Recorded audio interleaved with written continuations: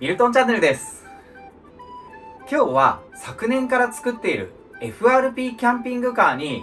柱を入れて耐久性と強度を上げました。その映像がこちら。今回は実際に施工することで FRP キャンピングカーのお値段がなぜ高いのか、その理由がよく分かってめっちゃ勉強になりました。2ヶ月間の冬の北海道車中泊から帰ってスタッドレスタイヤを交換してなかったので、まずはノーマルタイヤに交換します。この作業毎年2回やってますが、ガレージジャッキやインパクトレンチを持っているので大した力もいらずにタイヤ交換できます。またタイヤショップに行く手間も省けるので、個人的には好きな作業の一つです。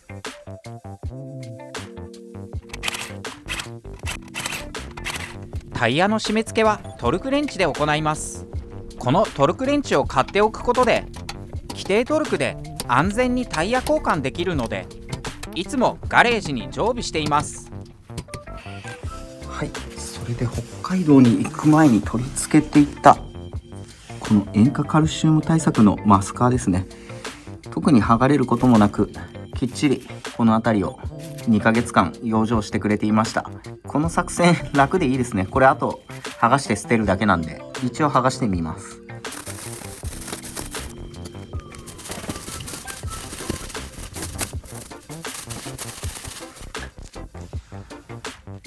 はい、こんな感じでマスカーを外し終えました。でこれマスカー貼ってたのかっていうぐらい汚れてはいるんですけども、これは夏の汚れなので問題ありません。で外したマスカーなんですけども、こんな感じで泥だらけになってますね。もうこれ再利用は絶対できないです。なのでやっぱりこう 12V クーラーを守るためなら、このマスカーのやり方結構いいんじゃないかと思います。ちなみにこんだけホコリや塩化カルシウムが出てるのでめんどくさいんですが、毎年必ずやった方が良さそうです。はい、外し終えたスタッドレスタイヤなんですけども、パッと見綺麗に見えるんですけども、こんな感じで裏は塩化カルシウムや砂の汚れですごく汚れています。でこういった汚れは表からでは取れないので、高圧洗浄機で塩化カルシウムを除去しておきます。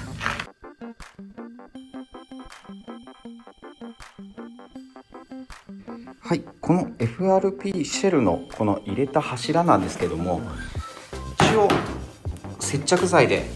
ガチガチに固めているんで、これが剥がれたりすることはないとは思うんですけれども、念のためこういった細いビスでこのように斜めから打ち込むことによって、この柱自体が外れたり取れたりすることがないように、こういった角の部分は全て補強したいと思います。一応この打ち込むビスのサイズはミニビスフレキ 2.4×32mm のものを使ってこの部分に打ち込んでいきます。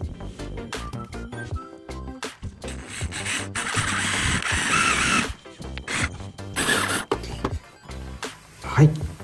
これでがっちり固定できました。この斜め打ちの方法が本当にいいかどうかはわからないんですけども、やらないよりはやった方が全然いいと思うんで、とりあえずこれでよしとします。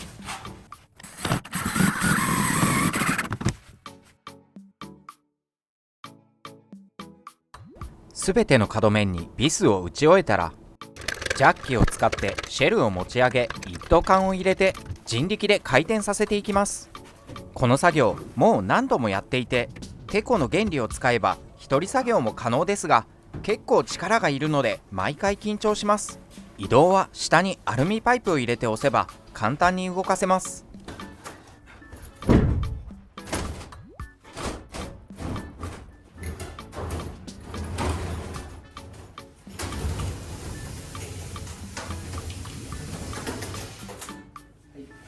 はい、こんな感じでどうにかシェルを回転させることができました。で続いてはこの部分に柱を入れていく感じになります。今ガレージの気温が15度なので FRP の接着剤も硬化不良を起こすことなく接着できそうです。タルクと呼ばれる 1kg1000円の充填剤と FRP 樹脂を入れたらよくかき混ぜて硬化剤を入れていきます。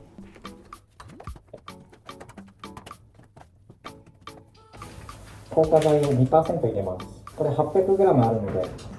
約 16g ぐらい入れれば大丈夫です。硬化剤を入れたらさらにかき混ぜます。はい、こんな感じできちんと攪拌を終えたんで柱を接着していきます。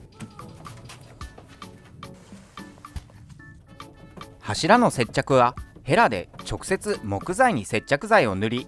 柱をひっくり返して貼り付けます。はい、簡易的ではあるんですけども FRP の接着剤で柱を貼り付けました。 FRP の完全硬化が終わったらまた柱の部分をビス打ちしてさらに補強して接着剤が剥がれたりしないような状況にしたいと思います。はい、FRP の接着剤をつけて丸1日以上放置しました。で、こういった感じで重量物を乗せて固定しているんで、接着自体は結構ガチガチにできているんじゃないかなと思っています。それで、一応天井部分を固定した時と同じようにビスを斜め打ちにして、この柱や床同士がこのビスで固定できるようにビス打ちしてあります。ちょっとこういったやり方が正しいかどうかはわからないんですけども、まあガチガチに固定できていれば問題ないかと思うので、こういったところも同様にきっちり固定しておきます。で、これは FRP のこの接着剤を施工していて気づいたんですけれども、このように FRP の接着剤がべったりついていても上からこのようにビス打ちをすることが可能なので、まあ固定自体はこういう感じでやって問題ないんじゃないかなと思っています。この FRP の接着剤なんですけれども、人によってはこの接着力が気になる方がいらっしゃると思います。で、このポリプロピレンの容器に入れた FRP はこのようにコロッと剥がれてくれるんですけども、この鉄ですとかこのステンレスのヘラについた FRP はガチガチに固まってめちゃくちゃ強力にくっついてくれています。なのでこれはタルクと FRP 樹脂を硬化剤を入れて固めたものなんですけれども、もうガチガチに本当に固まっているので、ちょっとこのヘラで削ったぐらいでは全然取れてこないぐらいの強力な接着剤になっています。なので木材同士をこの接着剤で固めたらちょっとやそっとのことでは剥がれてこないと思うので、この車の運転で常に揺れて振動を加えられるこの FRP のキャンピングシェルなんですけども、木材の上にこのように接着していればおそらく剥がれてくることはまずないんじゃないかなというふうに感じています。なのでこのタルクと FRP 樹脂で作ったこの接着剤、結構強力な接着力があるというふうに個人的には感じました。ちなみにこういう感じでヘラについたこの FRP の接着剤なんですけれども、これを取るにはかなり強力にやらないとこの接着剤が剥がれてくれなくて、通常このような鉄やステンレスのものについた FRP というのはコロッと剥がれる特性があるんですけれども、このタルク入りの FRP 接着剤はヘラ同士で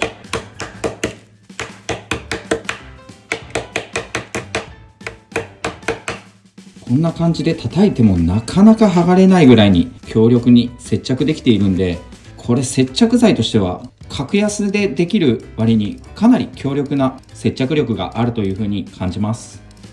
またこのような FRP を作った後の余りの FRP 樹脂での接着剤を作ることができるので、そういった意味でも材料を無駄にしなくていいので、結構このやり方個人的には気に入りました。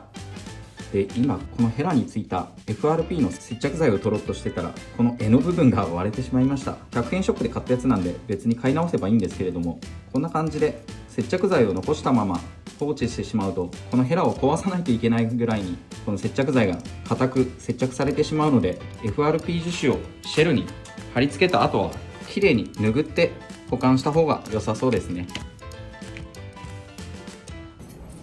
この作業の合間に福岡で演奏の仕事をいただいたので、飛行機で福岡に向かいます。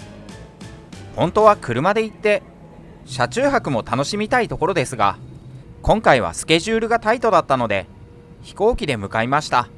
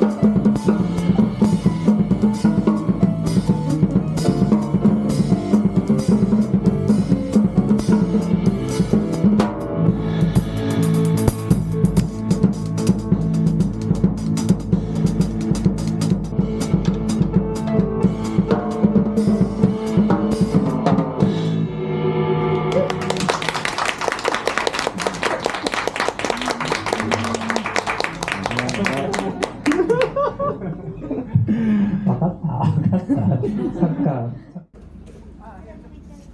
ー。楽しい時間はあっという間。ガレージに戻って作業再開です。はい、こんな感じで天井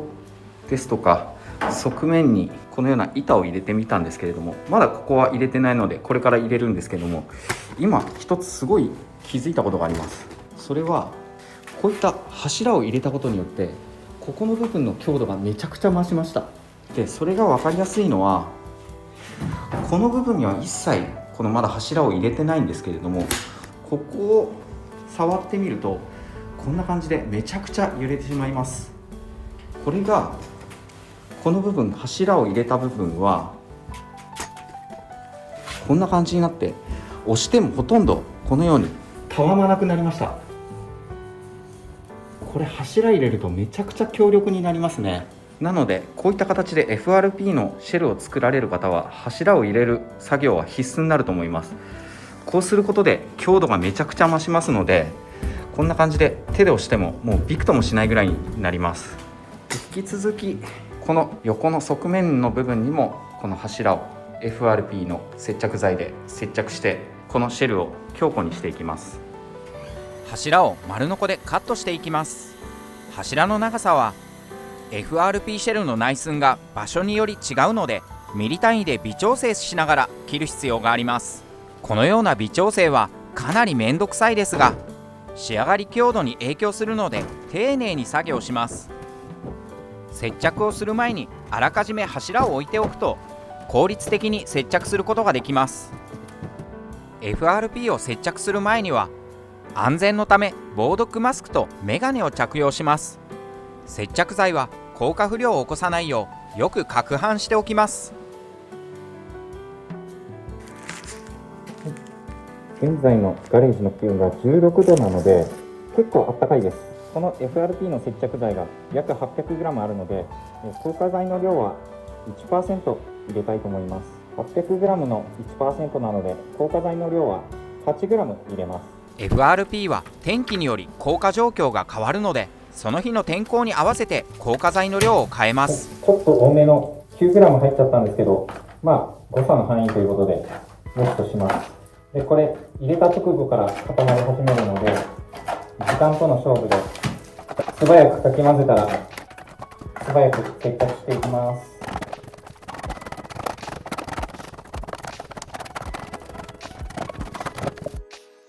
FRP の接着剤を塗ったら重量物を乗せて柱を固定していきます。こういった作業を地道に繰り返すことで強力なシェルとなってくれます。はい、こんな感じで前と同じ要領で FRP のシェルを接着しました。これで丸1日以上放置して接着させたいと思います。とりあえず7枚買ってみました。 FRP シェルの移動はアルミパイプを使って移動させます。映像的には似たような絵面になりますが、地味な作業を繰り返し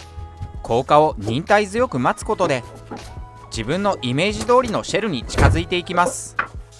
シェルの下には 2x4 剤を引いてなるべくシェルが傷つかないようにしています。アルミパイプはシェルに板を引いてテコの原理を使って移動させると楽に作業できます。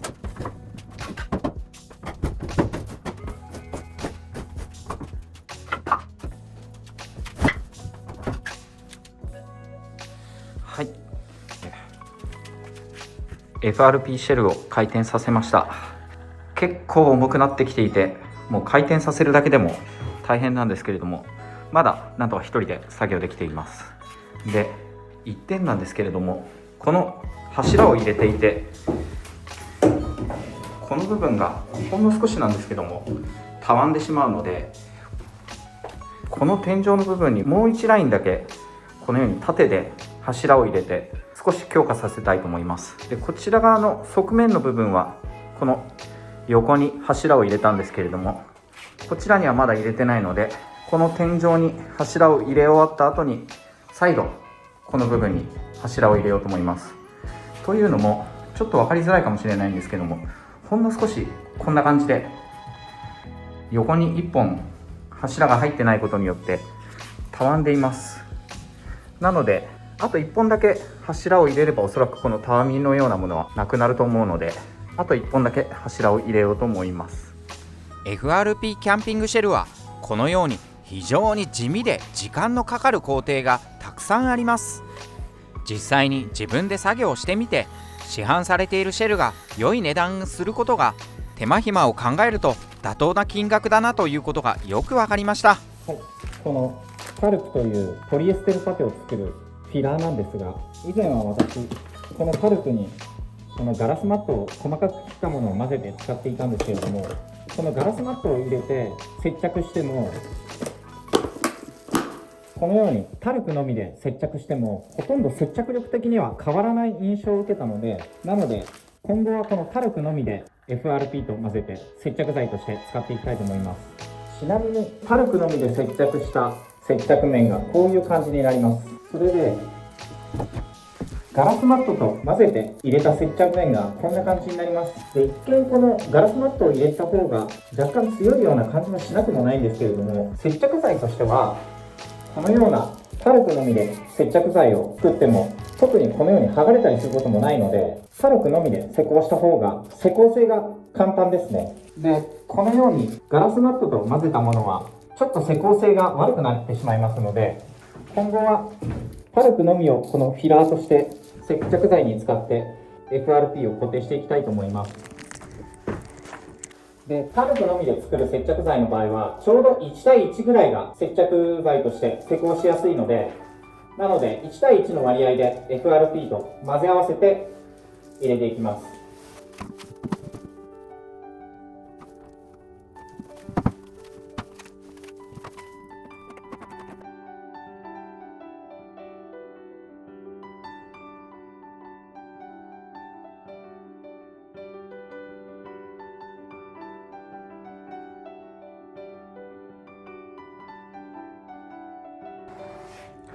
はい、FRP の接着剤を塗って重しを乗せました。これで24時間以上放置します。こういった待ち時間がこの FRP の施工はものすごく長いんですが、これでがっちりくっついてくれるので、とりあえず焦らずに少しずつ作っていきます。ちなみにこの部分の横のラインの柱を入れたことによって、この辺りに柱が入ってるんですが、もうがっちり固まってくれています。なので風が吹いたりその程度ではたるんだりしないですし、私のイメージした感じで FRP の施工ができています。この部分ですね。ちなみに今この部分のバンクのこの部分とこのバンクの底面には柱をまだ入れてないんですが、ここを外に出て触ってみるとこんな感じでボワンボワンに震えてしまいます。なんですけれども、こういったところにきっちり柱を入れることによってこういう震えですとかたわみもなくなっていきますので、ちょっと地道にこういった部分に柱を入れていきます。はい、一応こんな感じできっちりこの柱が接着できました。今施工した部分は天井の部分なんですけれども、あとはこの部分をまた再度横にして接着します。はい、全く同じ要領でひっくり返すことができたので、この部分にまた柱を入れていきます。ビス打ちを忘れていたので、今からビスを打ちます。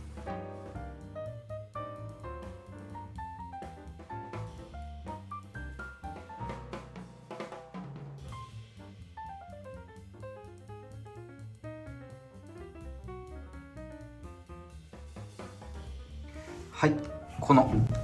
天井部分の柱なんですけど、このようにビス打ちをしてきっちり留めることができました。車というものはかなり振動を伴って移動するので、こういったようにビスできっちり留めておくと結構後々安心です。こういった柱を接着する作業は接着の待ち時間がとにかく長いので、早い方でも1週間から10日ほどはかかると思います。FRP 製のキャンピングカーが高いのはこういった製作にも時間がかかるために、それが価格に反映されていることがよくわかりました。はい、時刻は10時20分。ガレージの中の気温は11度です。でこんな感じで横の側面部分にも柱を入れて FRP の接着剤で固めることにしました。これでまた24時間待つことになります。こんな感じで一つ一つ面をひっくり返して24時間硬化を待っているので結構時間がかかります。でこの1面で1日、この1面で1日といったような感じでやっているので、この柱を入れる作業だけでも1週間以上はかかりますね。きちんとした設計図があればもう少し早くできるのかもしれないんですけども、私は設計図なしでこのような部分、この部分きっちり固定できているんですけども、こういった部分も設計図を作ることなく、大体の感じで柱を入れているので非常に時間がかかってます。私が今作っているこの柱の間隔ですとか、そういったものはこのキャンピングシェルが完成した時に詳しく動画の中でお伝えしようと思っています。はい、こんな感じで側面に柱を入れることができました。でこの部分はまだビス止めをしてないので、ビス打ちをして車の振動でこの柱が取れないようにきちんと固定したいと思います。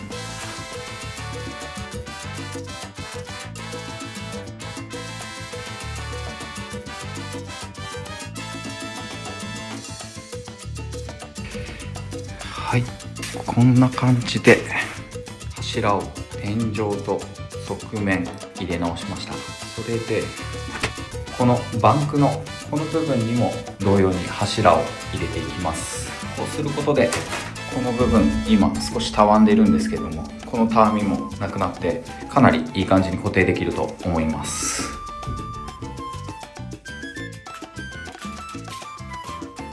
はい、でこのバンクの部分のこういった柱を切って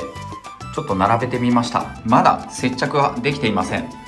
でおそらくなんですけれども、この辺りにも真ん中に入れるかちょっと横のラインで入れるかちょっとまだ検討中なんですけれども、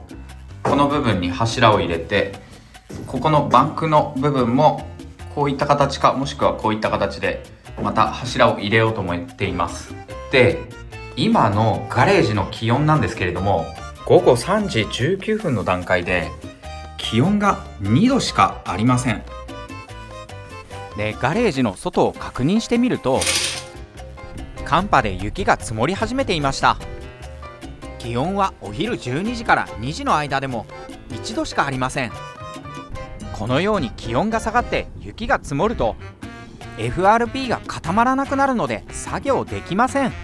でこの気温はもう低すぎて FRP をたとえ施工したとしても硬化不良を起こしてしまって接着剤が固まらない可能性が大いにあります。でこういった FRP の施工に関してはこの接着や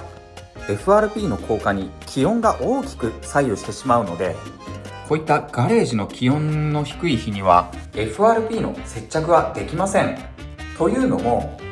気温が5度を下回ってしまうと硬化剤をたくさん入れたとしても硬化しない可能性が高くなってしまいます。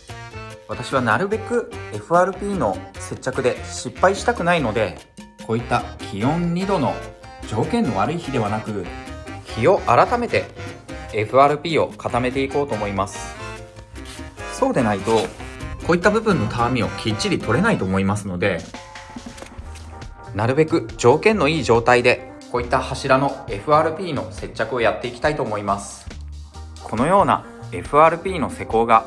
気温にも大きく左右されるところも FRP のキャンピングシェルのお値段が高くなってしまう理由の一つだと思います。で最後にもう一点、この FRP の施工で気づいたことがあるんですけれども、それはこのように真横から見るとよくわかるんですが、ほんの少しこのように柱に沿ってこの FRP のシェルが少し外側に湾曲するような形で施工することができました。これはこの天井の部分も同じで、この柱を取り付けるときにこの部分に重しを乗せて床面に設置した状態で接着をしたので、ほんの少しこのようにたわみが出ているんですが、この外に沿っている感じ、私はすごく狙ってやったので、これはこれでかなり気に入りました。この天井の部分もこのような感じでほんの少し外側に向けて湾曲している状態になります。こうすることでこの FRP のキャンピングシェルが真ん中からこちら側に水が流れる仕組みにできるので、この部分に雨水がたまらないこと、こういったこともちょっと私は少し狙ってやっていたので、天井の部分にもほんの少し外側に向けて湾曲させられたことは、この柱を入れて良かったメリットだと感じました。で、今後のこの FRP シェルの方針なんですけれども、窓をつけていって、あとはこのバンクの部分の補強をして、もう少しこの背面の部分のこの辺りも柱を入れて補強することで、この辺りにはウィンドクーラーですとか FF ヒーターをこの下あたりに取り付けようと思ってますので、そういった形でフレキシブルに設定を変更できるような柱をこのあたりに入れていこうと思っています。今回はこんな感じで気温の関係もあってなかなか作業が思うように進まなかったんですけれども、なるべく納得いく形でこのキャンピングシェルを完成させたいと思っていますので、もし今回の動画が気に入っていただけたらチャンネル登録、高評価ボタンよろしくお願いします。